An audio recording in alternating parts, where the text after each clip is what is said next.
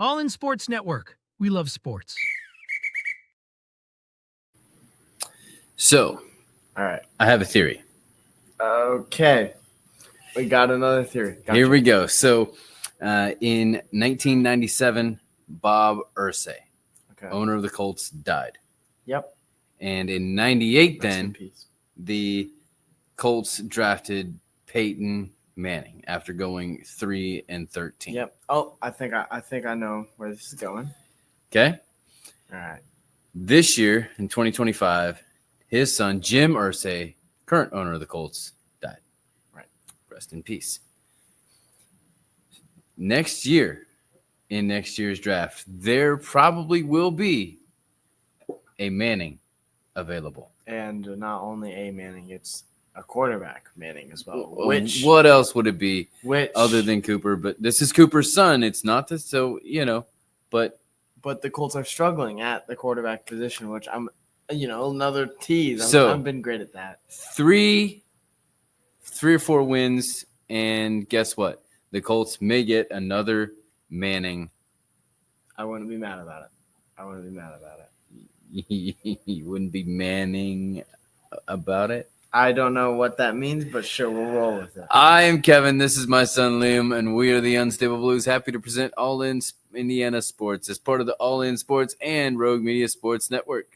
Yup, welcome back in. Colts training camp starts this week, which means we are about 6 weeks away from kicking off the season with the Dolphins at the Colts. So let's go all in. Yes, we now have a TikTok and Instagram at All Indiana Sports and Twitter at All Indy Sports. X. I know. Your mom Same and thing. I had this whole Same discussion. It just feels wrong. What do you like? You want me to go around just calling it X? That just sounds weird. It does. So much better when it's Twitter. As we raise and train our puppies for country mountain dogs, good, healthy treats are a must. Farm Hounds provides dog treats that have quality, fresh ingredients. Click the link in the description to find out more about the Farm Hounds story. Yes, and because we're in a training camp, so Yeah, training, exactly. it works. It lines up. First, before we get into the whole training camp preview, we need to forecast a little bit because this is the last year of many contracts. Actually, if you look at the 2026 free agents, the list is long. And so we're not going to dive into all of them. We're leaving out kind of the one-off one-year guys. We know that they're going to be doing what they do, but they're on a one-year contract, right? Right. Those would include Danny Dimes. Yep. Khalil Herbert, defensive tackle picked up from the Rams. Mm-hmm. Also be Danny Pinter back on a 1 year. I feel like there's somebody else who is a Colts guy, but no. So anyway, Probably. Most of these are guys that were drafted and are coming up on the end of their rookie deal, albeit also Kwity Paye. The Colts picked up the option, 5th-year option as a first rounder in 2019. It would be, I think, 2020. Yes. And then Samson Ebukam is at the last of his. So here we go. Hold on. Before we talk about this, we're talking about free agents. We're all Indiana, not just Colts. Yeah. I'm going to talk about a Paces thing. Okay. Real quick. There's been rumors Okay. about, everybody's going back to their original teams and all that. Chris Yeah. Paul to the Clippers. Oh. Someone else. Okay. People are saying Rush should go back to OKC. Some people are saying Rush go to Indiana. That's what I heard too. There was a guy who wants to get back in it after having a really bad knee injury. Hasn't been the same, but he's looking really, really good. And it would be a return for him. Not only Victor Oladipo. He's been out for how many years though? NBA recruits are very impressed with how he's been performing. I feel like this is maybe not quite to the level, but this is sort of Colin Kaepernick-ish. Oh, I agree. It definitely Colin is. Kaepernick's been out for like 8 years, but I would not put it past Indiana. They are in guard trouble as it is. Are they? I don't know. They're in young. They have a whole bunch of young guys. I think they're more in center problems than they are guard problems. I would agree, but I wouldn't hate to have a veteran guard. If you give me a choice, all those, I'm picking Russ, and we're just going to call it a day. I completely agree. So here we are, back to the Colts free agents. Bernard Ryman. Yep. What's your priority level 1 to 5? 1 to 5. 1 being most important. 1 to 5, right? So I'm not ranking them, but I'm just giving you a scale to choose from. Oh, there's more than 5. So 1 meaning like really important to get back, or really important. One being like you throw them away. It's fine. Okay, 5 being really important. 5, you gotta. I'd give him a good 3, kind of middle of the pack. I feel like you could do without him, but he's got a ton of chemistry with the team already. He fits well with the scheme. He's one of our better offensive linemen, I'd say. So I'd say it's a necessity, but I think you could find something else. I'm gonna give you a caveat on all these and say, if the Colts don't do well, then everyone is potentially on the chopping block. All right. Absolutely, almost everyone. There's only 21 million of dead cap if they cut absolutely everyone off the roster. There's not a ton of money out there hanging on next year. Right. I'm going to give Raymond a 4.7. It's a left guard in the system. You got to get him. Left guard. Yep. But you have Q. Hit me with the next one. Next one, Alec Pierce. Alec Pierce is a tough one. I know how you feel about this guy. It's a tough one. It's a roller coaster, and it all depends on. He kind of defines Colts fans' hearts during the season. It's true, but it also kind of, much like Colts fans, it depends on who's throwing the ball and how successful he can be. So I don't know. It really depends on this year how much growth we see from him in multiple down situation, down and distance, what he's willing to do across the middle, on the outs, on the slants. How can he not just be the deep ball guy? Mm-hmm. I agree. So if we can see that growth, if the Colts can see that kind of development, then I give him a 3. But if not, take or leave it. All right. I like it. Yeah. I'd agree with you. This is my second 3. I'm gonna try not to make a whole bunch of 3s because that's kind of like could go either way. All right. But I genuinely think so. For expedience, I'll give you 1. You do the thing, and then you give me the 1. All right. All right. All right. Cool. Nick Cross. What I think about this kind of depends on Cam Bynum's contract, whether or not he's a 1-year, multiple year.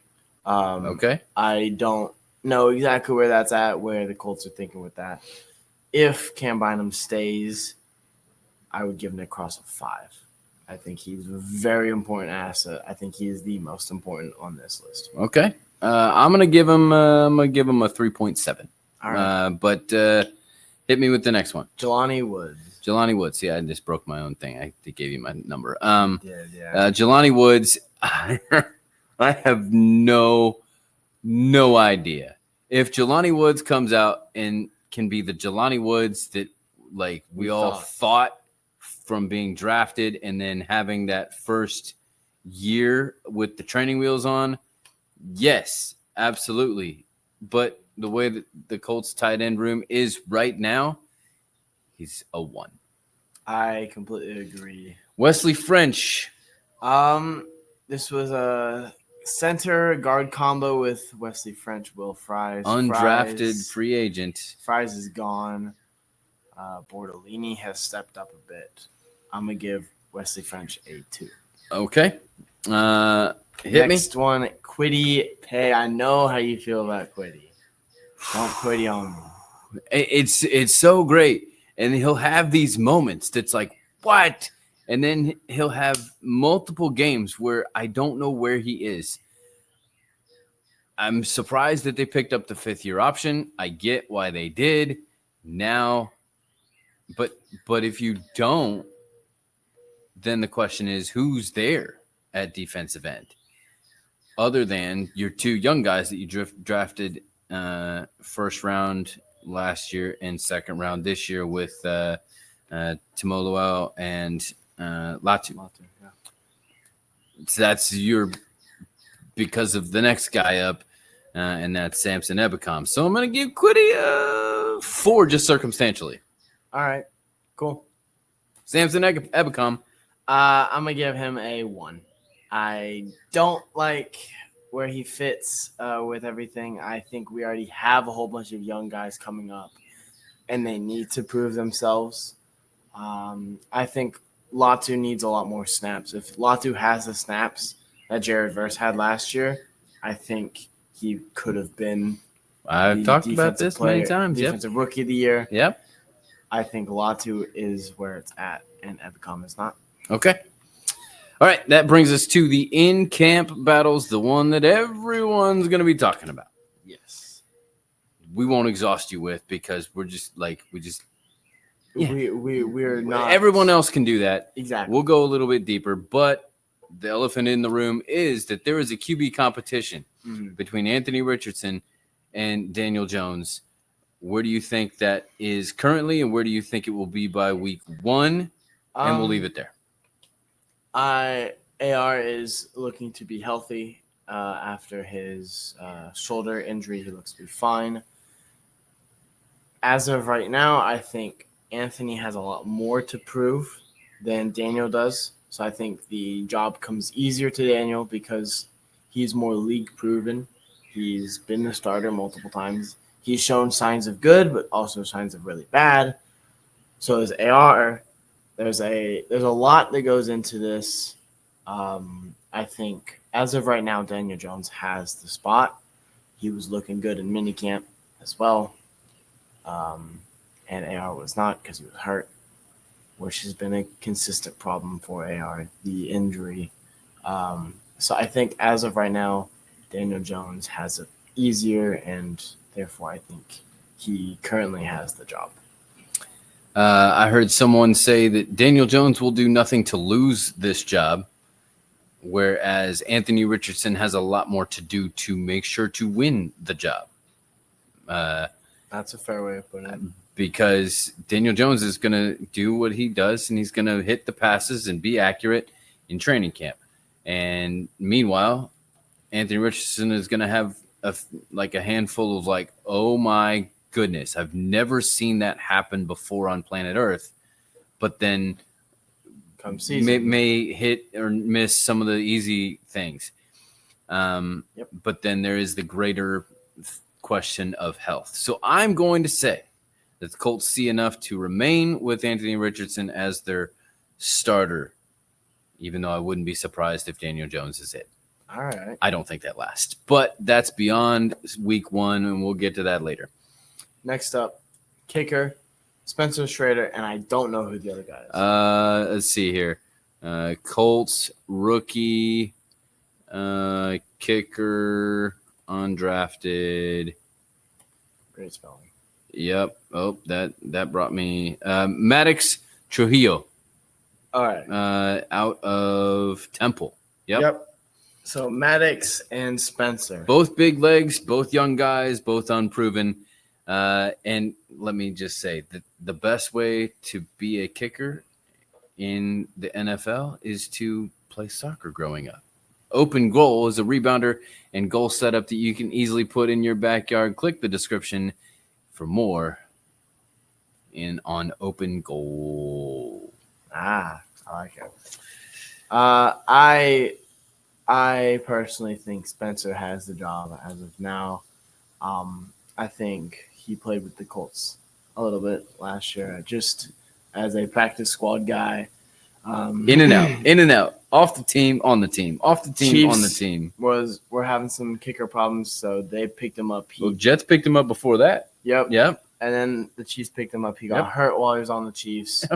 But he did do well. Yep. I think Spencer has it. Yeah. I think, yes, the history. He's also an Indianapolis kid. So that, always sits well with the organization. But don't be surprised if Maddox plays that Spencer role where he's in and out a lot during the season, just to kind of keep him around for any possible thing he got. All right. Outside linebacker then. We know who's going to be playing the mic. Yep. That's Zaire Franklin, the top tackler the past 3 years combined of all players in the NFL. Yeah. But EJ Speed is gone, and now Went to the division rival. Other team in Houston. So the question now is who plays outside linebacker? I'm trying to think of all who we had. It's been a bit since we talked Colts. Colts linebackers on the roster. Joi Baby, Ajake. Let's see if I'm even some of this stuff that is being pulled up may not be accurate. Some of them are like DNs, I think. What do we got here? Linebacker. Jalen Carlisle, Zaire Franklin, Cameron McGrone, Liam Anderson, Austin Ajake. But then there's also Hunter Waller. Alubi. Hunter Waller is sort of Jalen Carlisle-esque, where he played sort of this safety, but moved to linebacker at Wisconsin. But he's a 7th-round draft pick. Do you trust him to be your starter? Yep. Alubi's there as well. Yep. And then Joe, who you mentioned. Yep. It's a lot of guys. As of right now, I think it's kind of pretty straight across the board. Zaire at the mic, and then I think we have Alubi and Carlisle on the outsides. I wouldn't be surprised. Well, keep in mind with Emaruno, you're probably only playing 2 linebackers most of the time. Yeah. Your base defense is 2 linebackers. Yeah. What are you like 4-2, and then you're probably he's probably because he ran a 3-4 with the Bengals, but I think what he's doing now is he's probably because the Colts have such a good defensive line. I think you're running 4-2 and then pretty nickel a lot. Yep. Keep Kenny out there. Yep. So I mean, I'd say probably Carlisle and Franklin is who my go-to is. Olubi in that rotation, probably Joe as well because he was with the Bengals with Lou for a bit. I mean, I'll throw Liam Anderson in there just because we share the same name. Don't be surprised to see only maybe one linebacker in there on 3rd downs. Keep Franklin in there. Yep. Like Emaruno was a safeties coach way back in the day. He runs everything through his safeties and through his secondary, so expect a lot of that. Speaking of which, then, cornerback. Yep. Obviously, we know who the number 1 is. That's Ward. Mm-hmm. We know who the nickel is. That's Kenny. Then there's Womack. There's who else is there? Womack, Jalen Jones, Juju Brents. Yep. David Long. Yep. Who else am I forgetting? Let's see. Corey Ballantyne played some time, but then it's almost like you have to kind of include some of the safeties in there because they might be cover kind of guys and stuff. Right. More zone oriented. Daniel Scott, we've not been able to see because of injury his first 2 years, but really experienced guy at Cal. Yep. So it's going to be a battle. I think really it kind of comes down to Juju and Womack. Really? You think Jones is solidified or? I think so. Okay. I would say so. I mean, the way that he performed last year, I think it comes down to Juju, Womack, and then honestly how well the rookie from Minnesota, Justin Wally, performs. I like it. And once again, versatility is key. Is going to be key in this defense. Yeah. And then last but certainly not least is the right guard and center combination. Yes, this is we'll put these together because they go together because it matters who goes where, who slots in, who slots out. You would think Gonsalves is sort of the rookies from last year, Tanner Bornolini, Matt Gonsalves, center, guard, but then you did sign Danny Pinter back for a reason. Yeah. And so he can do kind of either of those, but he hasn't done either of those really extensively well. Wesley French filled in fabulously when he had opportunity at center. And so while we say it could be the time for the young guys, it could just as easily be Wesley French and Danny Pinter, center guard.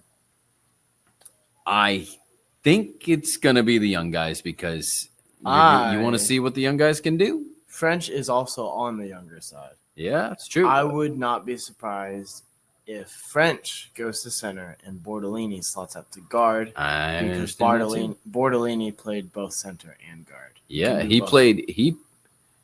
shouldn't say. I think both Bordolini and Gonsalves, that was one of the big things of them coming out. They both played just about every position, left, right, all the way down across the line in college. Right. Yeah. A lot of versatility. Yeah.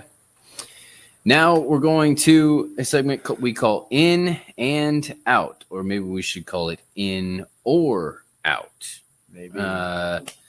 Joi Baby, though, can keep your little one in sleep with their sleep sacks and matching crib sets. Click the link in the description for more. Who will be a surprise in or out for you? This could be a starter or a make or not make the roster.